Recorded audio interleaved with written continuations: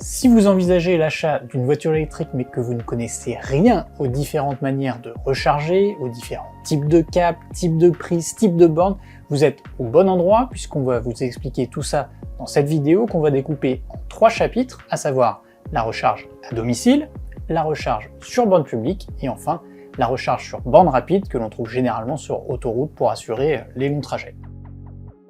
Alors on va bien sûr aborder les temps de charge correspondants mais aussi leurs tarifs, qui peuvent passer du simple au quadruple selon le mode de recharge utilisé. Mais avant d'explorer ces 3 chapitres, je voulais revenir sur 2 ou 3 mots de vocabulaire que je vais utiliser assez souvent dans cette vidéo et que vous allez nécessairement devoir connaître si vous passez à la voiture électrique. Alors, fini les chevaux, fini les litres de carburant. Dans le monde de l'électrique, vous entendrez souvent parler de 2 valeurs, les kilowatts et les kilowattheures, qui sont assez proches à l'oreille mais qui n'ont rien à voir dans les faits. Le kilowattheure, c'est l'unité utilisée pour exprimer la capacité de la batterie, c'est-à-dire la quantité d'énergie qu'on peut y stocker. Pour faire une analogie très simple, c'est comme si vous parlez de la contenance du réservoir d'une voiture thermique. Plus votre réservoir est grand, plus vous embarquez d'essence, plus vous pourrez faire de kilomètres. Et bien c'est exactement pareil avec votre batterie. Plus elle contient de kilowattheures et plus vous pourrez rouler loin. Concrètement, on constate une grosse différence d'autonomie entre une petite Dacia Spring, qui a une batterie de 26,8 kWh et qui permet 220 km d'autonomie, et un Renault Scénic grande autonomie, dont la batterie de 87 kWh autorise 625 km d'autonomie. La deuxième unité dont vous entendrez souvent parler, ce sont les kilowatts. Le kilowatt, lui, il exprime la puissance. Ça peut concerner la puissance délivrée par les différentes bornes, mais aussi la puissance de recharge que votre voiture va pouvoir accepter, car là encore, il peut y avoir des écarts importants entre les différents modèles. Quand vous vous intéressez à un modèle électrique, vous entendrez d'ailleurs parler de 2 valeurs. La première, c'est la puissance de charge maxi en courant alternatif, AC, qui se situe généralement entre 7 et 22 kW. Et la seconde, c'est la puissance de charge maxi en courant continu, qui est délivrée par les fameuses bornes rapides. Là, ça peut osciller entre 50 et 300, voire 350 kW pour les modèles les plus haut de gamme. Allez, il est temps de rentrer dans le vif du sujet avec le premier chapitre. C'est parti. On va démarrer par la charge la plus accessible, que ce soit en termes de coût ou de facilité, puisque c'est la seule qui vous permet de rester chez vous quand vous faites le plein. J'ai nommé la recharge à domicile. Pour recharger à la maison, plusieurs solutions. La première, c'est tout simplement la bête prise domestique sur laquelle vous branchez votre aspirateur ou votre frigo et qui va nécessiter ce type de câble. Alors on le reconnaît à cette prise classique, ce petit boîtier de contrôle et puis à l'extrémité, on retrouve la prise de type 2 qui est le câble utilisé côté voiture sur toutes les voitures électriques modernes. Avantage de la recharge à domicile, c'est facile, ça nécessite pas d'investissement particulier, à condition quand même d'avoir une installation électrique pas trop ancienne et de se raccorder à une prise de courant costaude, c'est-à-dire raccordée à un câble de section suffisante. À ce propos, j'en profite pour rappeler qu'il est vivement déconseillé d'utiliser une rallonge qui pourra, dans le pire des cas, déclencher un incendie à cause de la surchauffe, donc prudence de ce côté-là. L'inconvénient de la recharge sur prise domestique, c'est que ça va pas très vite. La puissance de vos prises, elle plafonne entre 1,8 et 2,3 kW, ce qui veut dire que pour recharger complètement la petite batterie de votre Dacia Spring, ça va déjà vous demander 14 heures environ.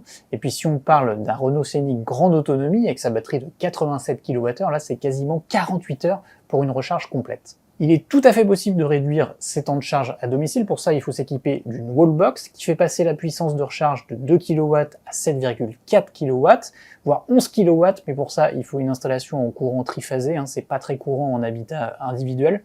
Mais déjà, avec une wallbox de 7,4 kW, on va nettement réduire l'attente. Avec la même Dacia Spring, la recharge complète passera de 14 heures à moins de 5 heures, alors que sur notre Scénic, on passera de 48 heures à 13 heures. Dans les deux cas, ça vous permet de mieux profiter des abonnements de type heure pleine, heure creuse, qui permettent de charger à des heures où l'électricité est moins chère. Concrètement, si vous ravitaillez pendant ces heures creuses, qui sont facturées environ 20 centimes du kilowattheure en moyenne, le plein de Dacia Spring vous reviendra à environ 6 €, celui du Scénic est à environ 20 €, c'est quasiment 3 fois moins cher qu'avec un véhicule thermique correspondant. Bien sûr, cette installation demande un investissement supérieur, hein. La fourniture et la pose d'une wallbox, ça démarre rarement sous les 1000 €, c'est quand même pas négligeable. Ça peut même aller au-delà si vous optez pour une wallbox évoluée avec programmation des recharges ou avec un câble attaché à la borne. Alors justement, j'ai oublié de vous dire que sur une wallbox, on n'utilise plus le câble de recharge pour prise domestique, hein. On utilise ce câble avec une prise type 2 mâle côté voiture et type 2 femelle côté borne. Ce câble, il est important puisqu'il nous servira à la fois pour la wallbox, mais aussi pour l'immense majorité des bornes de recharge publiques. Donc attention, quand vous achetez votre voiture électrique, à bien avoir ces deux types de câbles si vous en avez l'utilité. Si c'est pas le cas, vous pouvez toujours en acheter un en après-vente, hein. Il faudra compter 300 € en moyenne. À domicile, on a aussi une solution intermédiaire entre la prise classique et la wallbox, c'est la prise dite renforcée. Je pense notamment à la prise GreenUp fournie par Legrand. Cette prise, elle délivre 3,7 kW, ça permet déjà de réduire les temps de recharge de quasiment la moitié par rapport à une prise classique. Là, pour l'installation, il faut compter plutôt dans les 300 €, donc ça permet déjà de réduire un petit peu les temps de charge et puis aussi de sécuriser son installation. Cette prise renforcée, elle se présente exactement comme une prise classique. En revanche, il y a quand même un point à surveiller pour ne pas avoir de mauvaises surprises, c'est de s'assurer que votre câble pour prise domestique encaisse bien la puissance de 3,7 kW et les 16 ampères, car s'il se limite à 2,3 kW et 10 ampères, comme c'est souvent le cas sur les câbles qui sont fournis d'origine, votre prise aura beau délivrer les 3,7 kW, mais le câble limitera cette puissance, donc votre batterie ne rechargera pas plus vite que sur une prise classique. Contrairement à une idée reçue, ce qui va guider votre choix en fait pour le type de prise à installer chez vous, c'est pas tant la voiture que vous possédez, sa taille de batterie, mais plutôt l'usage que vous en faites. Alors je m'explique, si vous roulez avec une Porsche Taycan avec une batterie de 100 kWh, mais que vous ne faites que 40 km par jour, vous n'aurez qu'une dizaine de kWh à récupérer en une nuit, donc une prise classique, ça suffit. En revanche, si vous faites 200 km par jour avec une petite Volkswagen e-Up, que vous rentrez tard le soir, que vous partez tôt le matin, il faudra récupérer beaucoup d'énergie en peu de temps.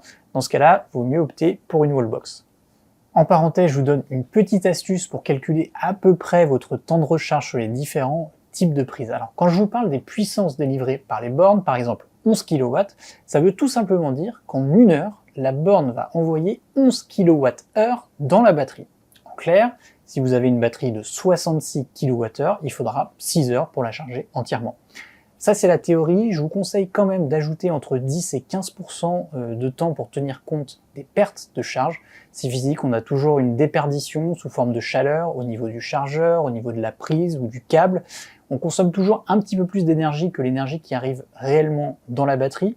À ce sujet, il existe une étude de l'ADAC, qui est le célèbre automobile club allemand, et qui a montré que plus la recharge était lente, plus il y avait de pertes à la charge. Donc c'est aussi une donnée intégrée quand vous déciderez ou non d'installer une wallbox chez vous. Imaginons maintenant que vous habitiez en immeuble ou que votre parking ne dispose pas de borne de recharge. À l'heure où je vous parle, il y a seulement 3% d'immeubles en France qui ont déployé un système de recharge in situ, donc c'est quand même assez fréquent. Ou imaginons simplement que vous soyez en vadrouille loin de chez vous, vous allez devoir vous ravitailler sur une borne publique, et là c'est une autre paire de manches comme on va le voir. L'avantage de ces bornes publiques, c'est que la recharge y est plus rapide qu'à domicile. Les moins puissantes délivrent déjà 7 kW, c'est la puissance d'une wallbox. Le plus souvent, leur puissance est plutôt vers 11 kW, voire 22 kW, ce qui permet encore d'accélérer les temps de recharge. Sur ces bornes, on l'a dit, il faudra utiliser le câble à prise type 2, car les prises classiques sont rarement, voire très rarement acceptées. Et il faudra surtout bien étudier le coût de la recharge et les moyens de paiement, car c'est là que ça se complique. Sur ces bornes, en effet, il est très rare de disposer d'un terminal à carte bleue pour régler directement votre recharge.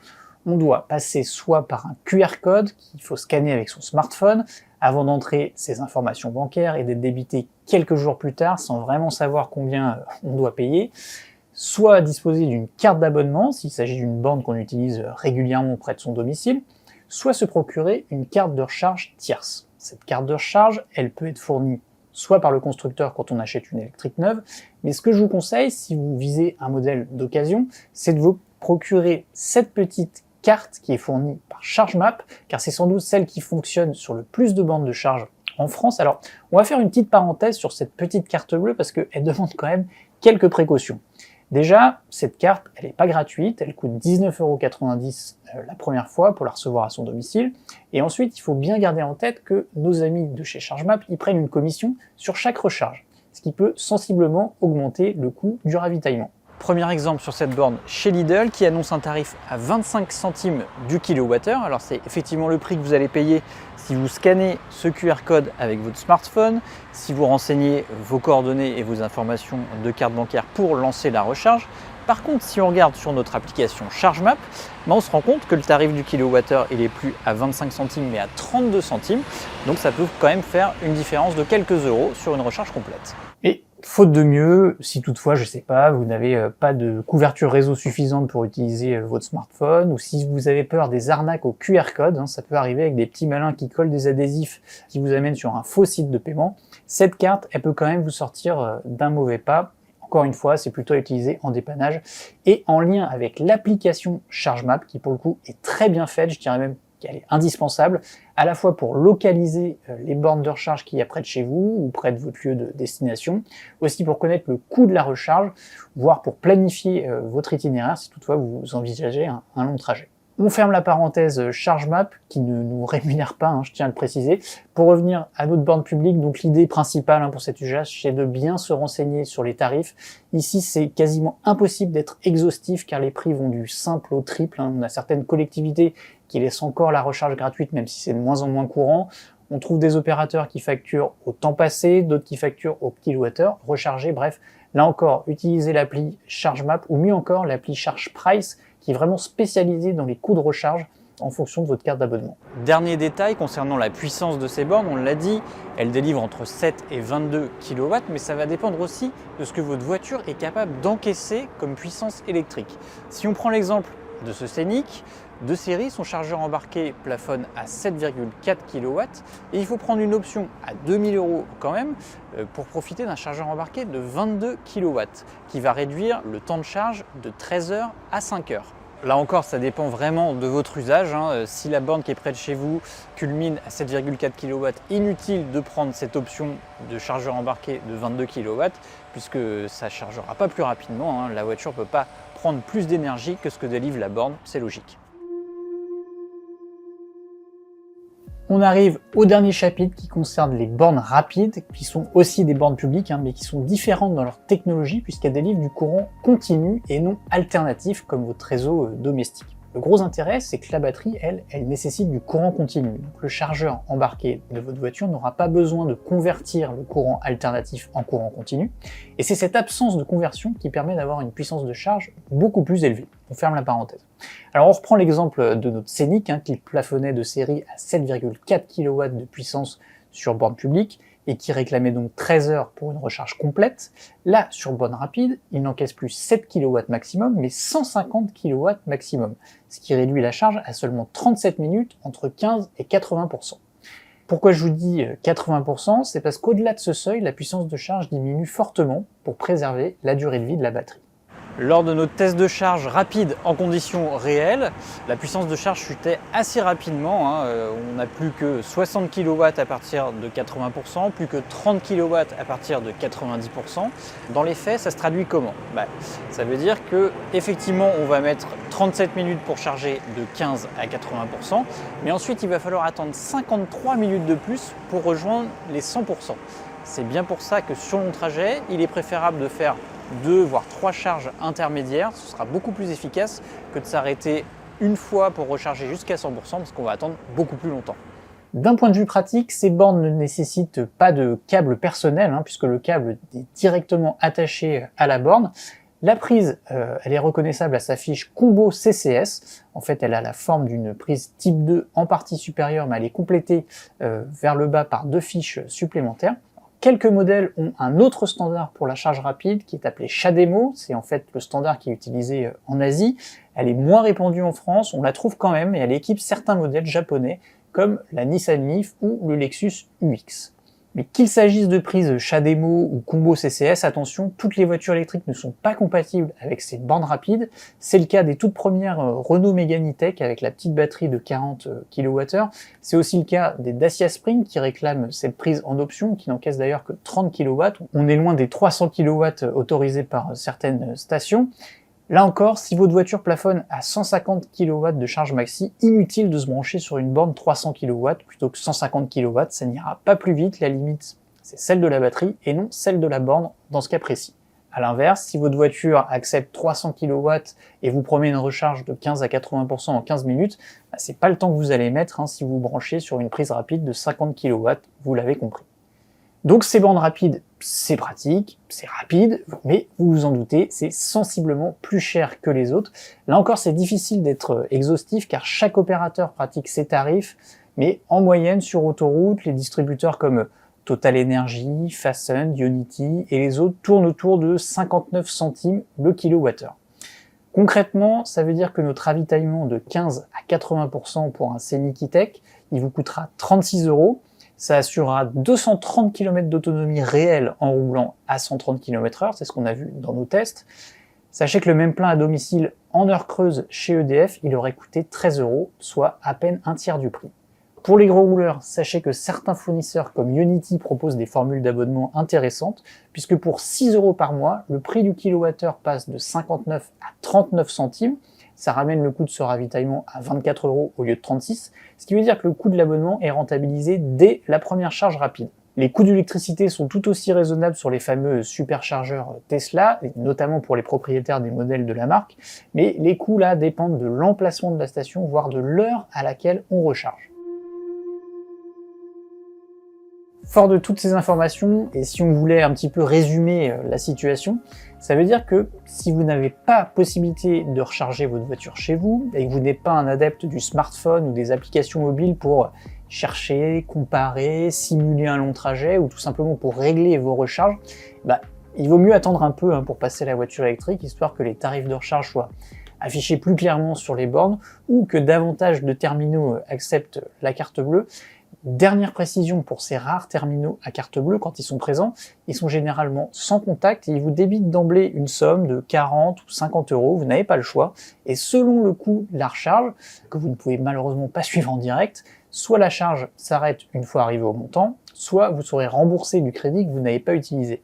L'autre petit défaut, c'est qu'il est impossible d'obtenir une facture par ce biais, donc attention aux mauvaises surprises si toutefois vous roulez pour des raisons professionnelles. Voilà, on arrive à la fin de cette vidéo, j'espère que vous en savez davantage sur les différentes manières de recharger une voiture électrique.